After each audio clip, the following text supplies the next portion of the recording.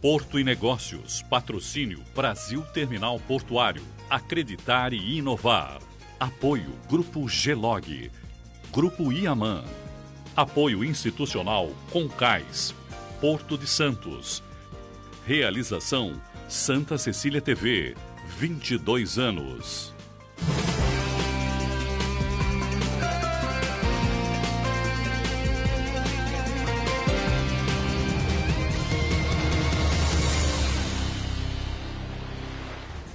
Olá, está no ar Porto e Negócios, o nosso espaço semanal para que possamos debater assuntos importantes em relação aos portos internacionais, portos do Brasil e principalmente em relação ao Porto de Santos. Esta semana recebo aqui nos estúdios da Santa Cecília TV o economista Hamilton Marques. Hamilton, obrigado pela tua presença, é um enorme prazer te ter aqui.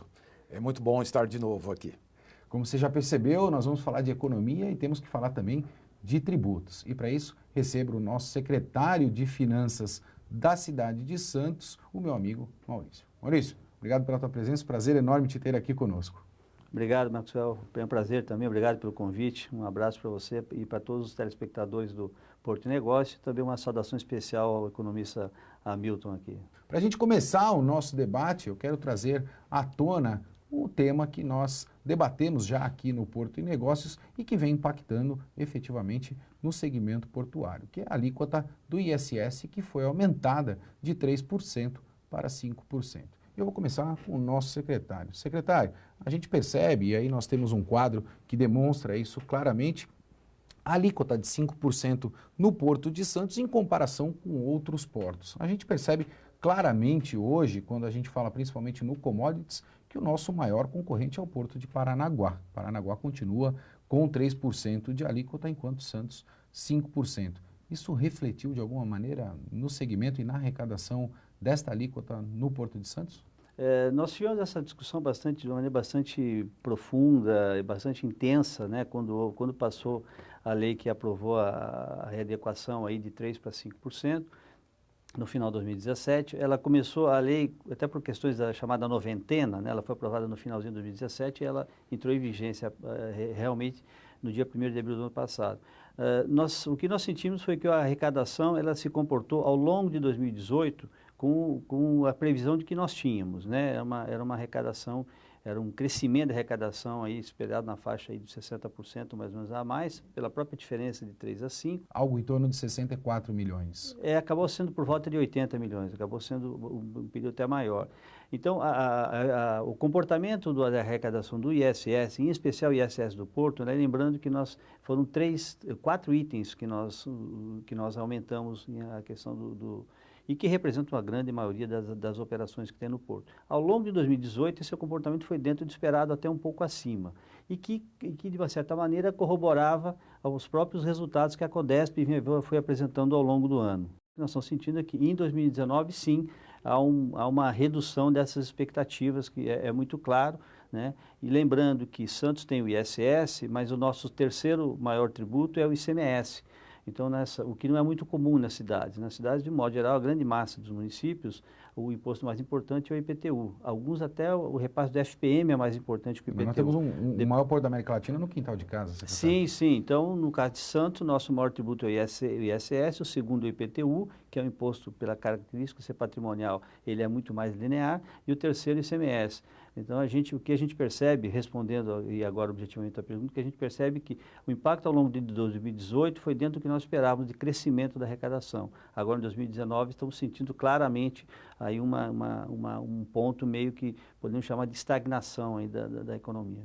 Hamilton, você é um economista renomado, a gente sabe do teu currículo e principalmente da tua capacidade. A gente percebe notoriamente que o Porto de Santos vem se transformando num corredor de exportação, atendendo basicamente o agronegócio. Isso pode, de alguma maneira, afetar a economia da nossa região? Sim, e já está afetando, porque a tendência é o Porto de Santos perder carga para estados, para portos que oferecem benefícios fiscais do ICMS na importação. Então, nós temos 2 tipos de procedimentos altamente danosos à economia de São Paulo e principalmente de Santos, que é a pseudo-importação por uma filial inoperante em outro estado. Pela legislação do outro estado, o desembarque da carga tem que ser feito naquele estado. Com isso, não se paga ICMS para o estado de São Paulo, os agentes econômicos são contratados todos do outro estado, transportadoras, recintos alfandegados, despachantes, comissários de despacho, e esses agentes econômicos têm uma queda acentuada de faturamento. Com essa queda que se verifica há muitos anos, logicamente o ISS também tende a cair. Como eu acho que tem caído mesmo, né? E, por outro lado, as empresas caminham para o estado de insolvência. Hoje nós temos uma cidade que tem mais placa de aluga-se do que muitas outras. Do que oportunidades, efetivamente. Secretário, eu queria fazer essa pergunta para os dois, até depois estender isso para o nosso economista, para o Hamilton. Por nós sermos o estado mais industrializado do país, será que nós não teríamos de fomentar a industrialização na nossa região para que a gente pudesse ter um volume maior de arrecadação e contribuir também com o processo logístico no Porto de Santos, secretário? Primeiro que eu acho importante, assim, só para... Eu queria ter dito isso no início, da importância que se tem para a Prefeitura a questão do Porto de Santos. Sem dúvida. É óbvio, e há uma discussão que se coloca muitas vezes na cidade, né? A questão da importância do Porto, mas sem dúvida a nossa maior atividade econômica é o Porto. Isso é muito claro, né? E eu tenho, a partir desde o ano passado, eu tenho, aproveitar para colocar isso, eu tenho recebido as empresas do Porto, né? Tenho conversado, assim... Eu acho que eu devo ter, nos últimos 2 anos, eu devo ter feito pelo menos umas 20 reuniões lá na Prefeitura com as empresas, não só em relação à Refis que a gente está lançando, mas também a questão do IPTU, né, que eu imagino que você vai abordar mais para frente um pouco.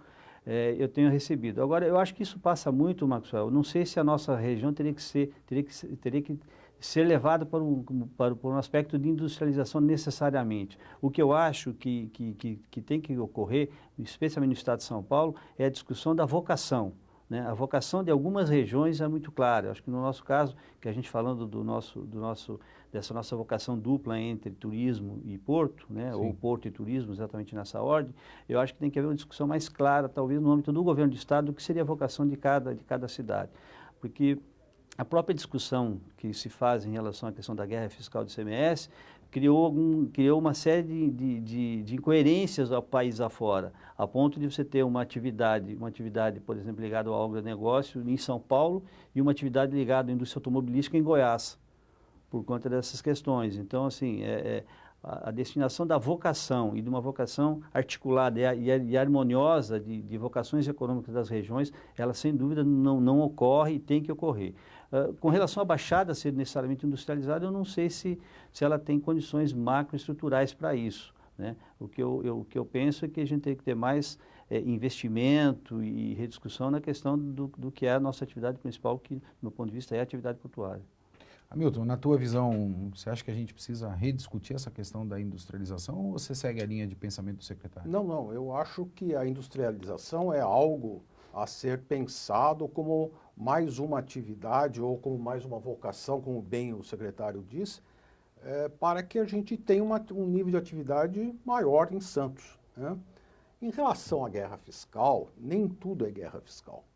O que existe muitas vezes são particulares que aproveitam a interpretação da lei para abrir uma filial no outro estado, uma filial que não tem funcionário, uma filial que não recebe absolutamente nada, e aí fazem a importação por essa filial, prejudicando, e aí com isso, na importação por conta e ordem, o adquirente passa a ser uma filial que não existe e paga-se o ICMS da importação para o outro estado.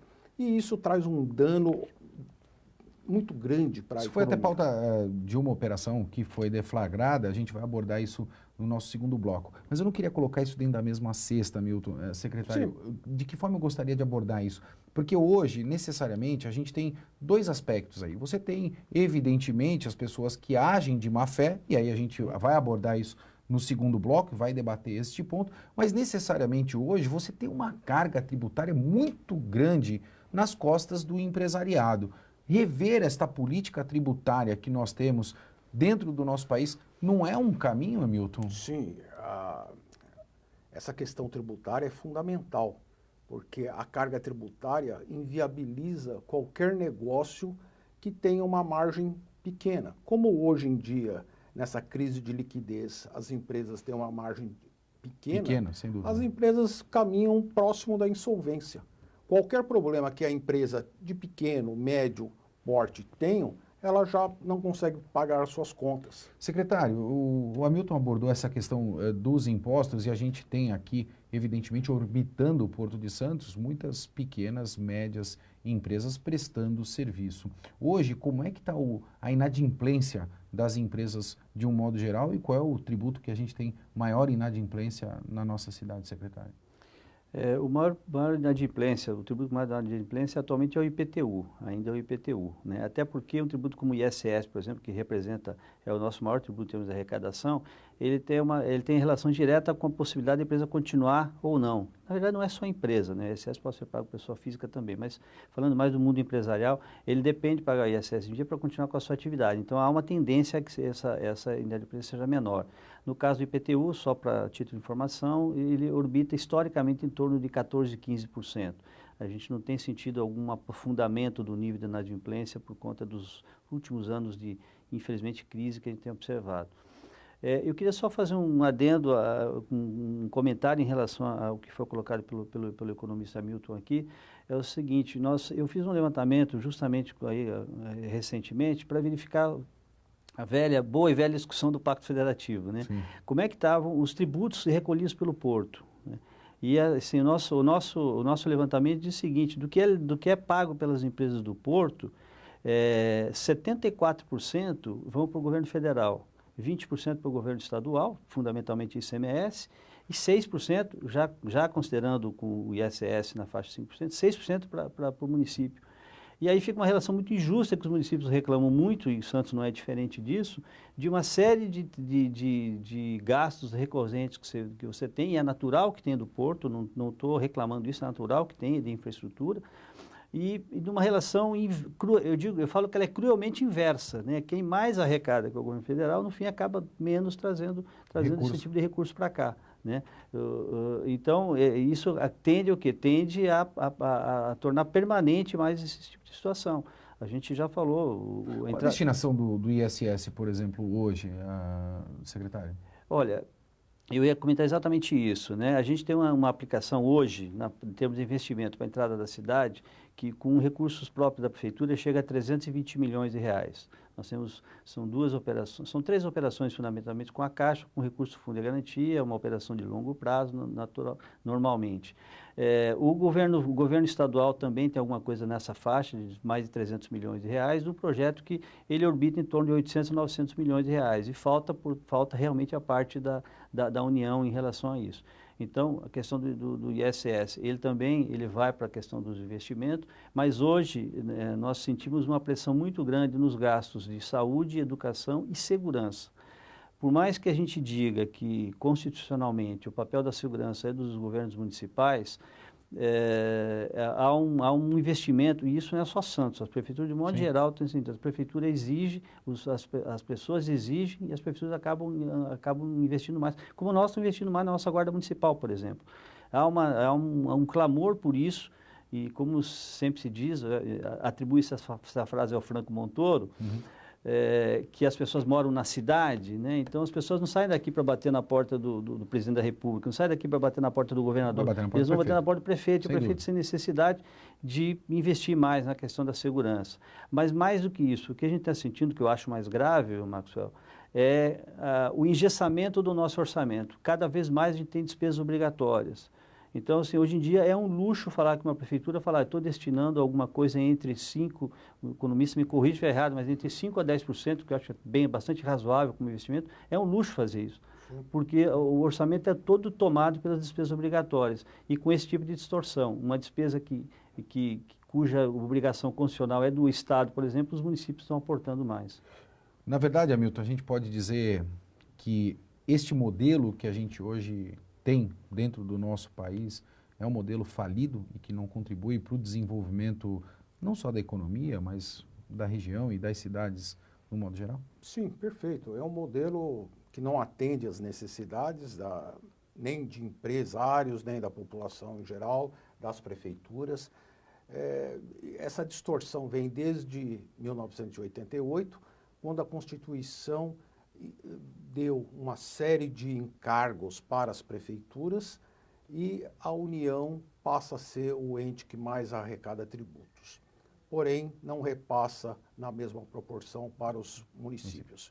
E aí a população fica numa situação crítica, assim como as prefeituras do país todo. Eu acho que a reforma tributária é urgente, desde que não haja aumento de tributos. Nós vamos partir para o nosso primeiro intervalo, mas antes disso, não esqueça de acessar o nosso site, deixar lá o teu comentário, a tua sugestão de pauta. Roda o nosso destaque portuário.